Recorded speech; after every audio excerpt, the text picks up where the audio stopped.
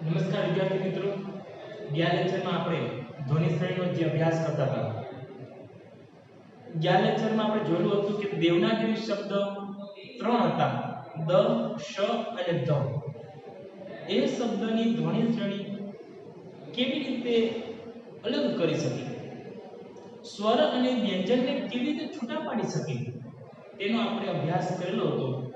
હવે ત્યાર પછી જે રેપ તરીકે વપરાતા ર નો આપણે અભ્યાસ કરવો છે. એટલે કે ર અક્ષરના જોડાક્ષર જે બે રીતે છે, એક શબ્દની ઉપર પણ આવી શકે અને એક છે શબ્દને નીચે પણ રેપ આવી શકે છે.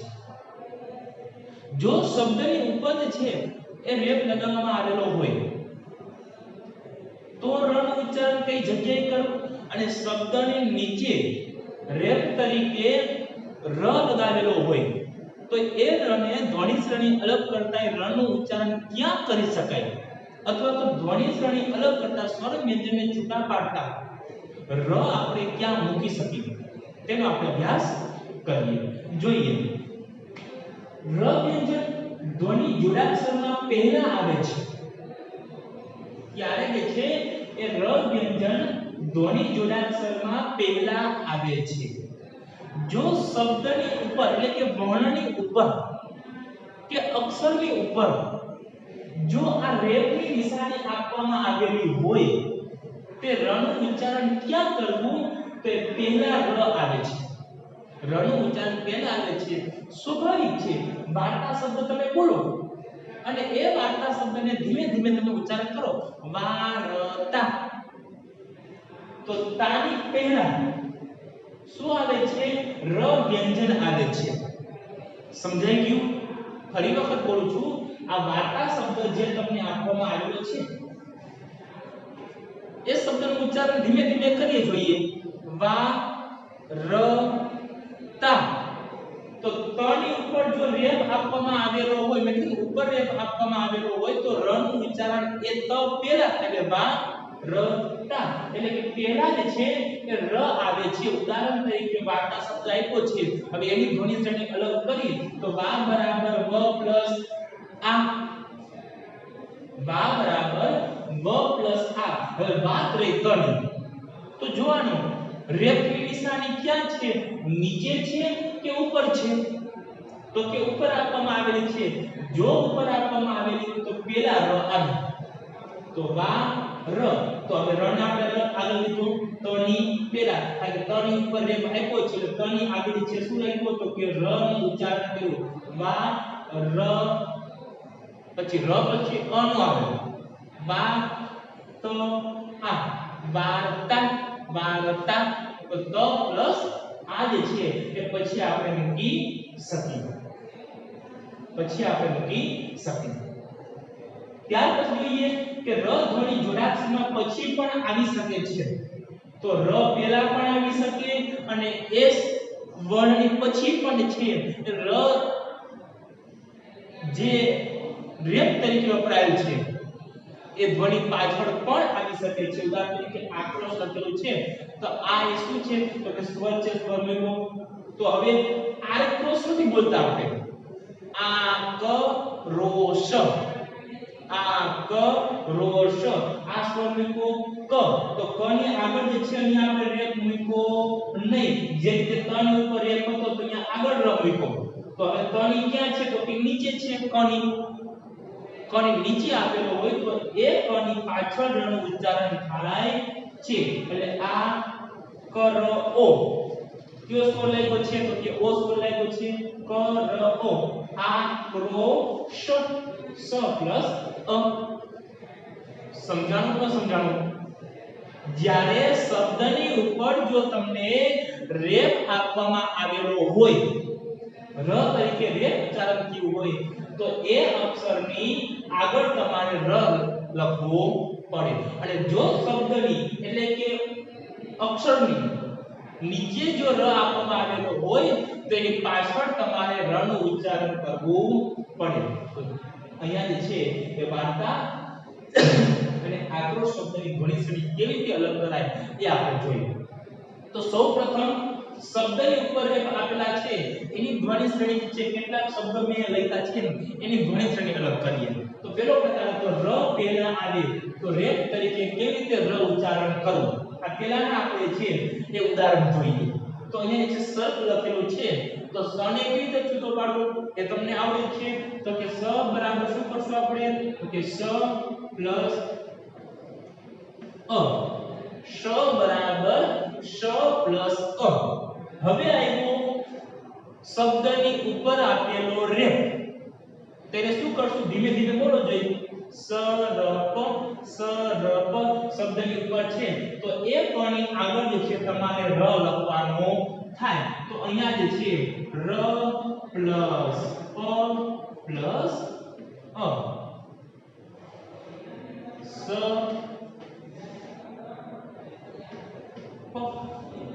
સર્પ સરપ એટલે એ પણ જે છે એ આપણે ર ક્યાં મૂક્યો તો કે આગળ મૂકો. એ જ રીતે નીચે પણ તમે તમારી રીતે કરવું જોઈએ. નીચે પણ પદાર્થ શબ્દ આપ્યો કે તમારી રીતે ધ્વનિ શ્રેણી અલગ કરી જવો જોઈએ. પછી જે છે એ હું ધ્વનિ શ્રેણી અલગ કરું.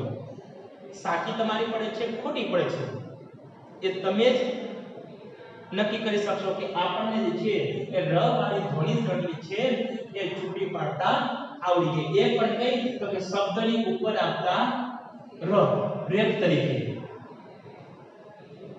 ઠીક છે, જોઈએ આપણે પ બરાબર શું કરશું આપણે તો કે પ બરાબર પ પ્લસ અ.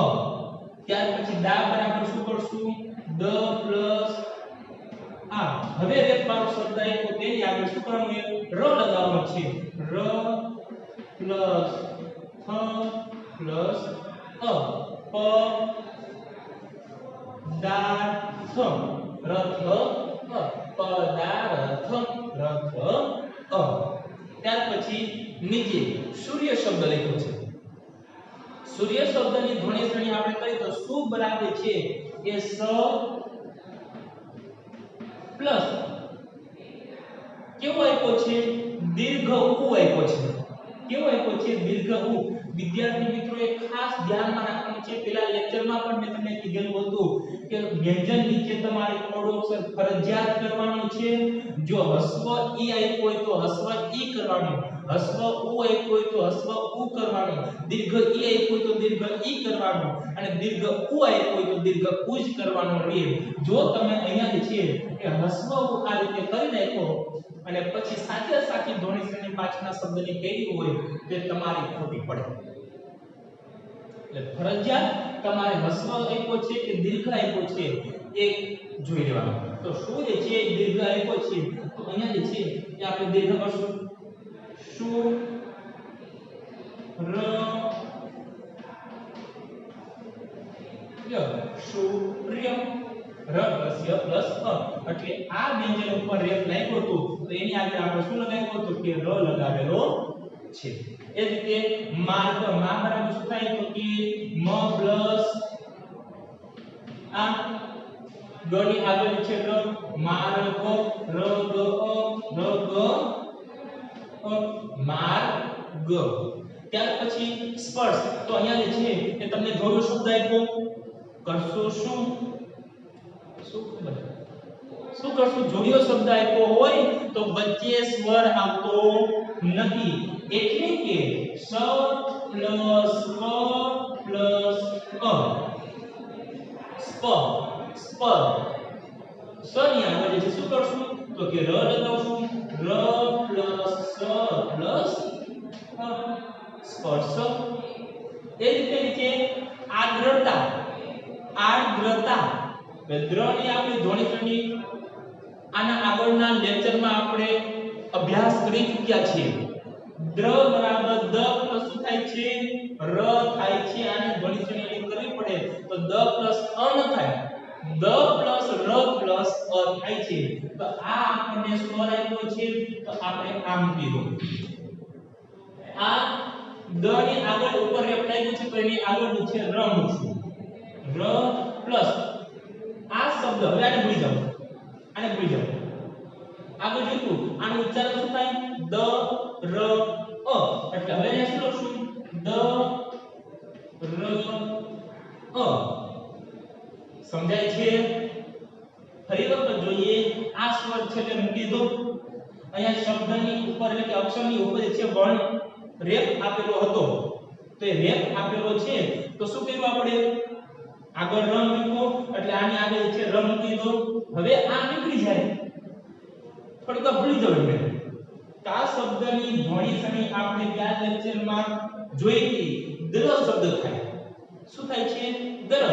તો દ ર અ. ત્યાર પછી તા આવ્યો છે ત પ્લસ આ. ત પ્લસ આ. આડ દર તા. ત્યાર પછી સૌંદર્ય. જો અહીંયા છે એને અનુસાર કાઢી નાખ્યો એટલે પાછળનો શું બને છે? જોડાક્ષરનો નિયમ ધરાવે છે. તો અહીંયા પ્લસ શું થાય છે? ઔ. સૌ જોયો શબ્દ આપ્યો છે, વચ્ચે સ્વર આવે નહીં એટલે કે ન પ્લસ દ પ્લસ અ. યની ઉપર રેપ આપ્યો છે એટલે ર પ્લસ ય પ્લસ અ. આ રીતે જે શબ્દ તમને આપવામાં આવેલા હોય એ શબ્દને ઉપર જો રેપ આપેલો હોય તો આગળ જે છે એ જ વર્ણની એ જ અક્ષરની આગળ તમારે ર મૂકવો પડે. જે આપણે છે એ આ પહેલો નિયમ જોયા કે ર વ્યંજન ધ્વનિ જોડાક્ષરમાં પહેલા આવે છે. ક્યારે? તો કે એ વર્ણની ઉપર રેપ આપવામાં આવેલો હોય તો આગળ જે છે એ ર નું ઉચ્ચારણ થાય છે. ત્યાર પછી આપણે જોઈએ કે ર ધ્વનિ જોડાક્ષરમાં પછી પણ આવી શકે, એટલે કે આ વર્ણની પાછળ ર કેવી રીતે મુકાય તેના ઉદાહરણ આપણે જોઈએ.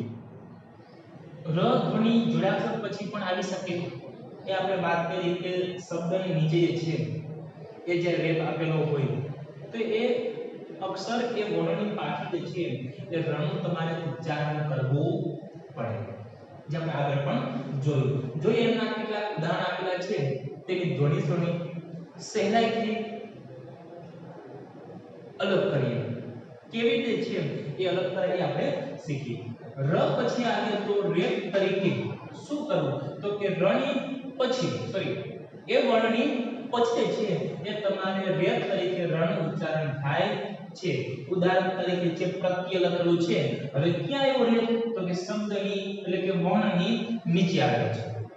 તો હવે શું ર આગળ ના, શું કીધું? તો કે ર પછી હવે આવે એ વર્ણની પછી જે છે ર નું ઉચ્ચારણ થાય. તો હવે આ શબ્દને તમે ધીમે ધીમે ઉચ્ચારણ કરો છો. કેવી રીતે ઉચ્ચારણ કરશો? પરતિએ. તો એ શબ્દ આ પ ર તો એ વર્ણની ક્યાં આવ્યો ર? તો કે પાછળ આવ્યો. અહીંયા આપણે વારતા બોલતા વા ર તા, તો તની પેલા ર આપણે બોલતા એ બોલતા વાત્રા નહોતા બોલતા. શબ્દની પાછળ જે છે એ ર તો નહીં, એ વર્ણની એ અક્ષરની આગળ ર બોલાતો. તો હવે અહીંયા શું થાય છે? તો નીચે રેપ આપેલો હોય તો એ વર્ણની પાછળ જે છે એ વર્ણની પાછળ તમારે ર લખવાનો રહેશે. બરાબર. પ પ્લસ ર પ્લસ અ. ત્યાર પછી છે એ જોડિયો શબ્દ આપ્યો. એ નિયમ આપણને ખબર જ છે, જોડિયા શબ્દ વચ્ચે ક્યારેય પણ જે છે સ્વર આવે નહીં. કયો સ્વર લાગેલો છે? તો કે એ છે તે પ્ર તિ. તો હવે જોઈએ કે આ પ્ર પ નીચે છે રેપ હતો તો આગળ આપણે આઈકોનથી ર ક્યાં આવ્યો? તો કે પાછળ જે છે રાખવામાં આવેલો છે, એટલે કે ર પછી આવે છે એ વર્ણ પછી આવે છે. ત્યાર પછી રાષ્ટ્ર. રા બરાબર શું થાય છે? તો કે ર પ્લસ આ. રા બરાબર ર પ્લસ આ જોડિયો શબ્દ આપ્યો છે. તો અહીંયા જે છે શ પ્લસ ટ પ્લસ હવે શું રાષ્ટ્ર અ. રાષ્ટ્ર અ ટ ર અ ટ ર અને પાછળ શું કરશું? અ. એટલે ટ ની નીચે જે રેપ લાગેલો છે તો અહીંયા પાછળ જે છે ર નું ઉચ્ચારણ આપણે કરેલું છે. ત્યાર પછી વજ્ર. વ પ્લસ અ પ્લસ વર્જ નહીં દે આપણે ર આગળ લઈશું ક્યાં ર આવશે? તો કે એ વર્ણની અક્ષર આવશે વ પ્લસ અ જ પ્લસ ર પ્લસ અ. સમજાય છે? નીચેનું ઉદાહરણ છે ભ્રમણા આપેલું છે ધ્વનિ શ્રેણી તમામ રીતે અલગ કરી જો પછી હું બોર્ડ ઉપર જે છે એ ર કેવી રીતે અથવા ક્યાં જે છે મૂકવામાં આવે છે એ આપણે છે એ આગળ જોઈશું. ભ્રમણા શબ્દની જે છે એ ધ્વનિ શ્રેણી તમારી બુકમાં જે છે એ અલગ કરી જોવો જોઈએ કે વર્ણ ક્યાં જે છે એ ર આવે છે. જો હવે ભર શું કરશું ભર અ ભર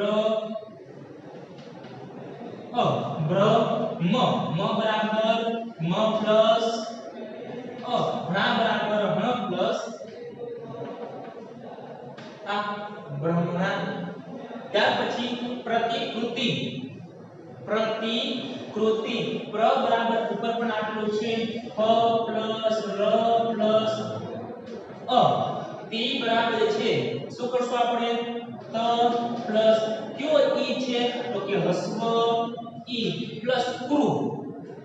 આગળ પણ જે છે આપણે જોઈ ગયેલા હતા કે ઋષિનો રૂ મૂકવાનો આવે જ્યારે ક્રુ ક્રુ ગ્રુ ગ્રુ ત્રુ શ્રુ કોઈ પણ શબ્દ આપ્યો હોય તો અહીંયા જે છે ક્રુ આપવામાં આવેલો છે તો શું કરશું તો ક પ્લસ ઋષિનો રૂ. હવે અ આવે નહીં કારણ કે આ રૂ જે છે એ શું આપેલો છે સ્વર જ આપવામાં આવેલો છે એટલે કે રૂ પ્લસ શું આપ્યું છે ત પ્લસ સ્વ ઈ.